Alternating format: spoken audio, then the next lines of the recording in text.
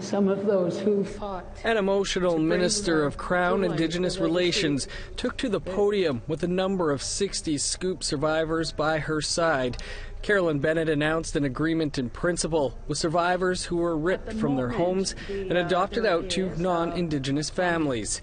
Chief Marcia Brown-Martel, a claimant in the class action, called it a significant day for survivors and Indigenous children. That their culture, they will not be taken from it.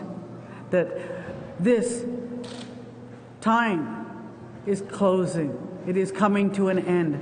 This stealing of children and placing them into something that is not of them, their lifestyle, their ways, their culture is gone from them, language is gone from them, that these days are coming to a close.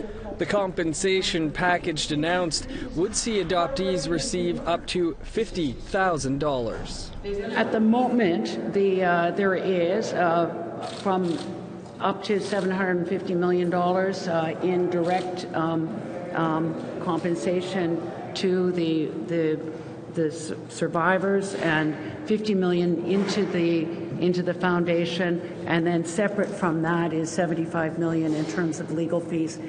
The amount lawyers would take home didn't sit well with some survivors. Those frustrations played out on an episode of In Focus shortly after the settlement. So the lawyers are going to get millions, and someone like Marlene and myself will get $25,000. Like, there seems to be a huge imbalance there. How many law firms were involved in this settlement? Like, how Good many question. people There are 2 law firms in Ontario. There are, I think, another 3 or 4 or 6 or 8, honestly. The number escapes me right now, but if I were to guess, it's around 10 law firms. So 10 law firms are going to split $75 million, while the rest of us take peanuts. The settlement is also being criticized for excluding Metis and non-status Indigenous people. I'm very disappointed that an inclusive agreement couldn't be reached so that this historic moment meant something to all 60 Scoop survivors. Weeks after the settlement was announced at a rally for 60 Scoop survivors in Winnipeg, some survivors said they were taking legal action to overturn the agreement. We had no say in this whatsoever.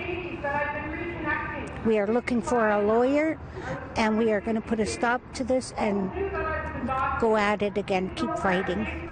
In the months following the announced settlement, other law firms have popped up, also looking to find 60 Scoop survivors for potential action against provinces and child welfare organizations.